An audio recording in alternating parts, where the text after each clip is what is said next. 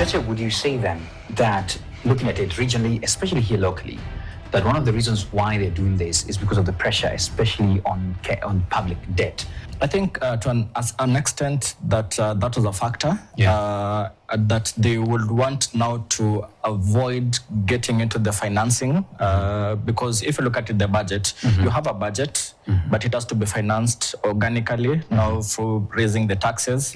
And what is usually the case is that our expenditure far surpasses the tax revenue that you cannot be able to get. So you get into the financing bit. And how do you finance? You finance by borrowing domestically or even externally. So those are the sources of borrowing.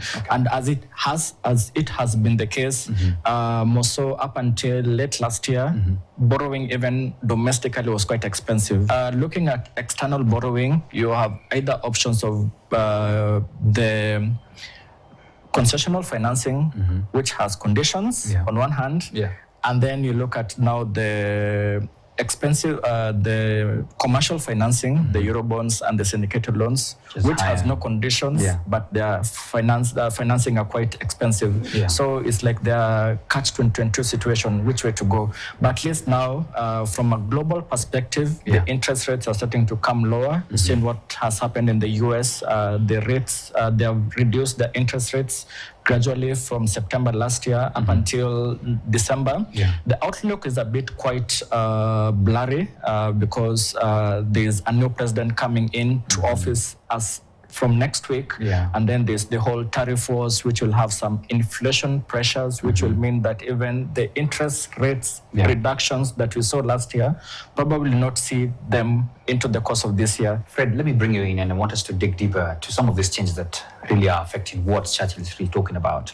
And I wanted us to really talk, I want you to touch on how the multinationals are receiving this with that introduction of 15% minimum, but also combine it with the adjustments to pay and reliefs. I don't know, what is your sentiments on this? Very well, Minor. So for the 15% minimum top-up tax, I think it is worth noting that it is not to be imposed on all the companies. I know we had minimum tax sometimes back, which was actually imposed in the Kenyan companies. If you ask me, actually, the minimum top-up tax is a good move because what it is doing, it is giving Kenya the rights to tax. So basically what is happening is that there is a consensus within the OECD that multinationals should pay around 15% of tax. So what that means is that you need to compute the effective tax rate at the end of the year for the subsidiaries that are based here in Kenya. And if they have not hit the 15%, then they're supposed to top up the tax to 15%. So what was happening all along? They were not paying? They were paying, but what is happening is that because there's a bit of, they could be paying a higher percentage somewhere else, a lower percentage in that jurisdiction. So we just want to ensure that there's there's that level playing ground. So actually, South Africa, as we speak, has also introduced the same with effect from 1st of January. So most of the multinationals then are moving, most of the countries are moving towards that direction. It's actually going only to affect subsidiaries that are within a group that is making global turnover of more than 750 million euros. In the last 2 years of the 4 years immediately before the year that you are actually testing, which is almost 100 billion. So these are big multinationals. So I think it's a good move for Kenya. Moved with a bit of speed, like every other country is doing. Now moving on to the pay-as-you-earn question and the question on reliefs and deductions. You recall, I think in the last 2-3 years, employees have faced.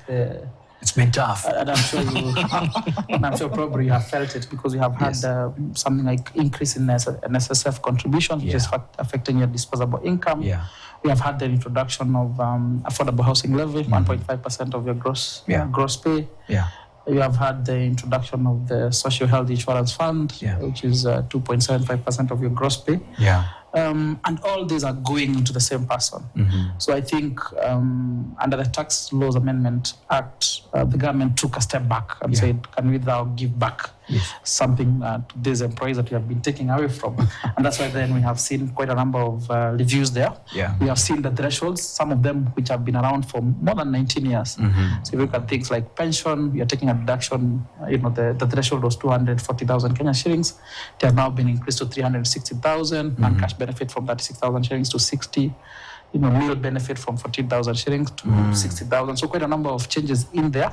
And as far as thresholds are concerned, in my view, I think it's high time we think about inflationary adjustment. So we don't have to wait for 19 years for us to adjust. We could maybe talk about every 3 years we probably inflationary adjust those particular thresholds, because remember, there's inflation in the economy. Absolutely. And as such, then you may need to review such thresholds. And of course, now that SHIV and affordable housing levy is deductible, it also gives back to the employee some amount in form of then which goes into the disposable income. But as far as affordable housing and SHIV are concerned, I still belong to the school of thought that there could be need for us to consider a cap for both of them. A cap in the sense that, and I think when affordable housing levy was introduced, there had been a cap that had been introduced before. As Fred has mentioned, there was all these reliefs and everything else. But what we are seeing is that the high cost of living still remains a pressing issue. Why I'm saying that is because we have been saying, inflation has gone down. But when we look at how Kenyans are feeling, they're not celebrating yet. Just from Christmas, most of them are not very happy. Why is this not happening? What's going on? So there's a dichotomy between the official inflation numbers. As of December, it was 3%.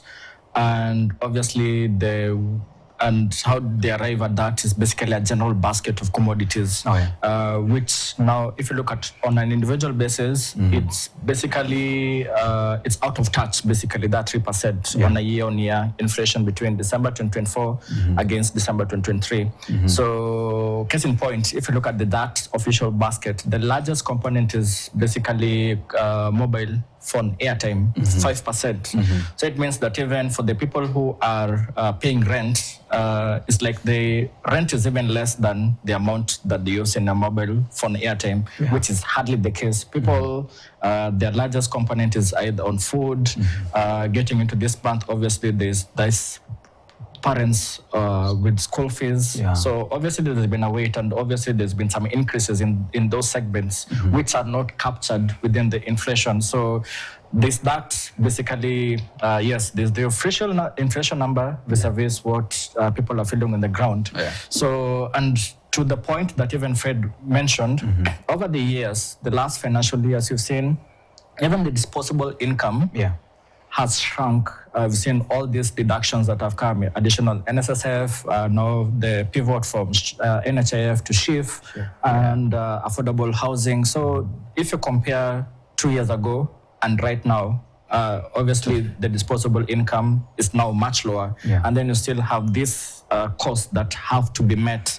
So you find that is where the cost of living pressure is coming from, and that's the pain point to common mwananchi. Still having the same the same pay slip, but now on a net basis has shrunk vis-a-vis 2 years ago, and then the expenses are quite high. So that is where we are.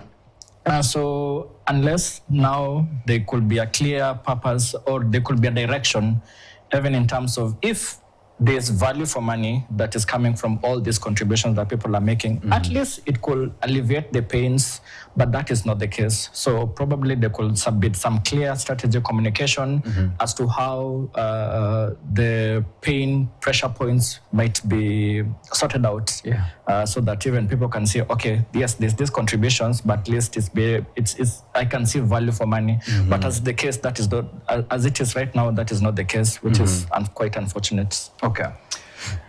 As we come to a close, Fred, I want to give you a power-packed question, which is first of all for you to mention on the electronic tax system compliance. I don't know what you feel in terms of compliance with ETIMS. And then number two as well, could you tell us something about the tax amnesty extension and what it really means for people as we come to a close?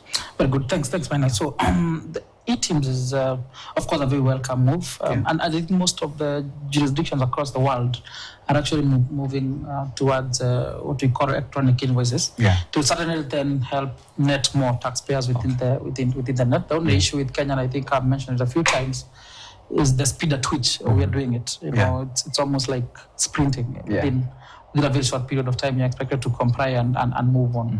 But I think we have seen a lot of efforts by the government, including the Kenya Revenue Authority, to ensure that people are enabled. I think you might have seen reverse invoicing that has been introduced in Kenya, just to ensure that if you are a small-scale trader out there and you're not able to comply for one reason or the other, someone, the person buying from you could actually generate the invoice for you. That's what it calls reverse invoicing. Moving on into tax amnesty, a good thing. It has now been extended to 30th of June of 2025, and the base period has also been reviewed to 31st of December of 2023, which then gives taxpayers the reprieve, or rather the opportunity to go and maybe rectify a few things. And I think one of the reasons why it was reintroduced, in my view, is because of some sort of ledger cleanups. There's something that the Revenue Authority is doing in terms of moving balances that are as old as yourself. I don't know how old you are. But some of those balances are being moved now into iTax. So it then gives taxpayers the opportunity. If, for example, you can be able to support that the principal tax was paid in good time, the taxpayers now can be able to, to just provide that information, and the Revenue Authority is able then try to avail penalties and interest that are there on. The only caution that we need to be a bit careful on is sometimes recurring tax amnesties may translate to, recurring leniency. So you also don't want to have them very, very frequently. Like the case for Landry. There you have it. That's the trading bell. I leave you now with the market.